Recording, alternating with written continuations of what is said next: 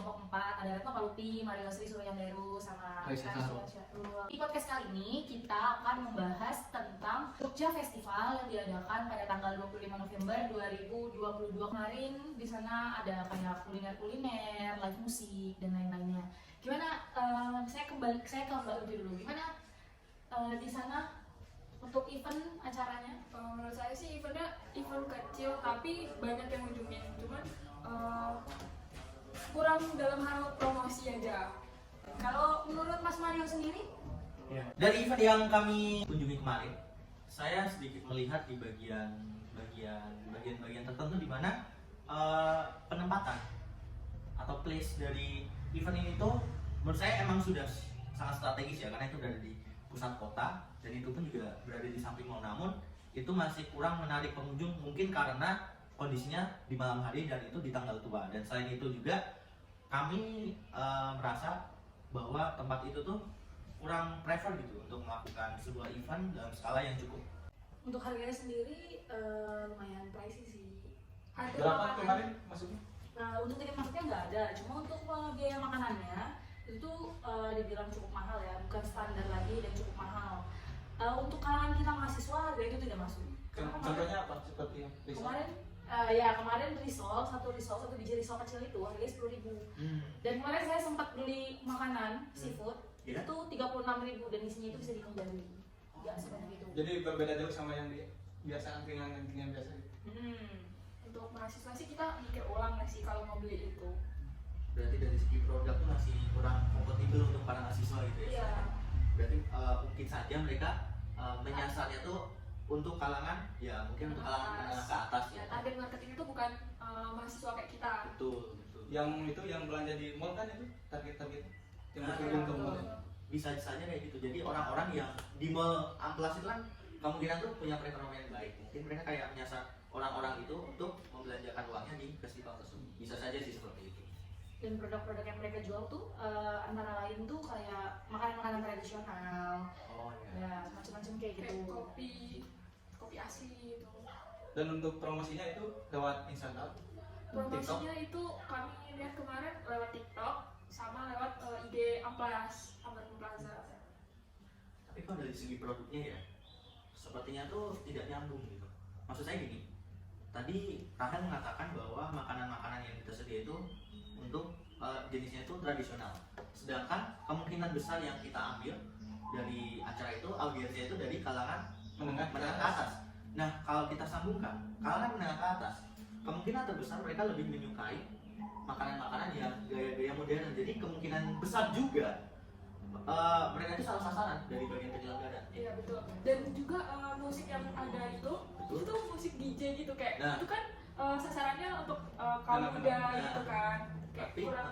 tidak sesuai dengan produk yang dijual. Nah, betul. Musiknya untuk orang muda, targetnya untuk kalangan menengah ke atas, tapi produk yang dijualnya makanan tradisional.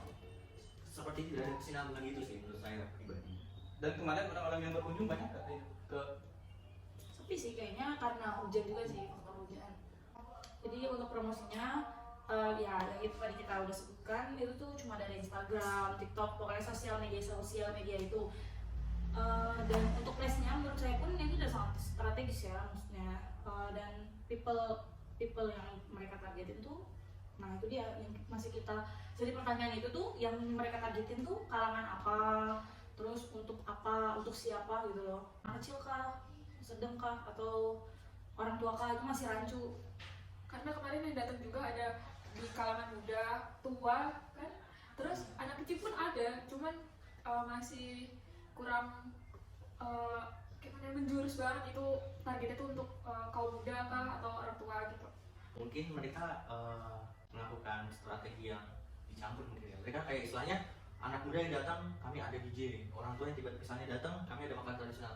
Mereka seolah-olah mencampurkan dalam sebuah satu tempat. Tapi untuk hal itu, tapi mereka tidak ada satu hal yang benar-benar mereka angkat gitu. Istilahnya tuh yang benar-benar jadi fokus mereka. Seolah mereka tuh melakukan acara itu hanya sebatas di permukaan aja. Untuk anak muda ada DJ, untuk orang tua cuma ada makanan tradisional, cuma persilakan itu aja. Nggak ada yang benar-benar fokus gitu. itu bisa dikatakan eventnya kurang menarik. Menurut saya sih kurang menarik ya untuk kayak di Jogja ini kan udah banyak event yang lebih menarik, jadi kita nggak usah jadi kita kayaknya nggak mau datang ke event itu karena ada yang lebih worth Menarik. gitu untuk didatangnya.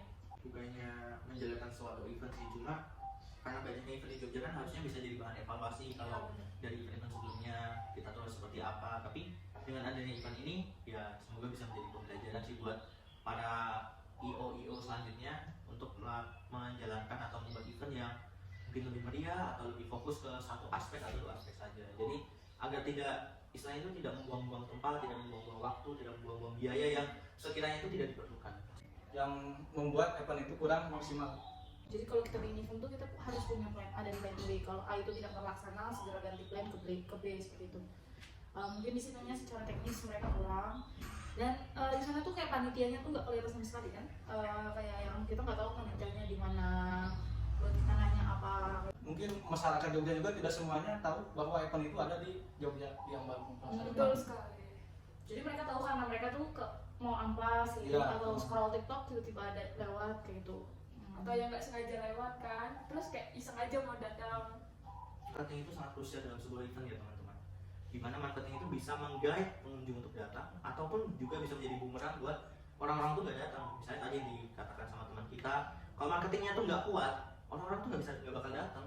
Tapi kalau marketingnya bisa sampai ke audiens, orang-orang pada tahu ada acara itu, pasti mau nggak mau mereka pasti kayak langsung berpikir, pasti saya bisa datang atau saya akan datang gitu. Jadi marketing itu sangat penting dalam sebuah acara sih. Ya dari marketing itu tuh kita punya daya tarik untuk mengikat Betul sekali. konsumen untuk datang, untuk pengunjung untuk datang. Kalau menurut pendapat saya dari event kemarin, mungkin dari segi itu sih, dari segi planningnya. Segi planningnya tuh menurut analisis saya pribadi itu tuh kurang di persiapannya, karena itu kan acara outdoor ya teman-teman, acara outdoor dan mereka tuh seolah-olah tidak mengantisipasi adanya hujan. Sedangkan akhir-akhir ini keadaan Jogja itu masih sering hujan, apalagi di atas jam 1 siang. Kurang lebih seperti itu sih menurut saya. Kalau mungkin dari teman-teman gimana? Jadi membuat sepi pengunjung. Nah benar. Jadi pengunjung yang awalnya pengen datang, jadi kayak gak jadi datang lah, hujan kayak gini nggak. Otomatis penyelenggara itu jadi rugi dong. Mereka juga kayak kelabakan gitu istilahnya, kayak oh iya kami lupa untuk menyiapkan semacam tenda lah atau semacamnya gitu. Apalagi event itu tuh kan diselenggarain dari sore sampai malam kan. Betul. Itu kan rawan-rawan jam-jam rawan-rawan hujan. Betul sekali. Terus di tengah kota, terus sama sekali itu gak ada tenda kecuali buatnya penjual makanan. Iya. Itu pun kecil banget, nggak mungkin ramah pengunjung. Kalau jajan pun kita kehujanan. Kalau Iya. jajan. Iya.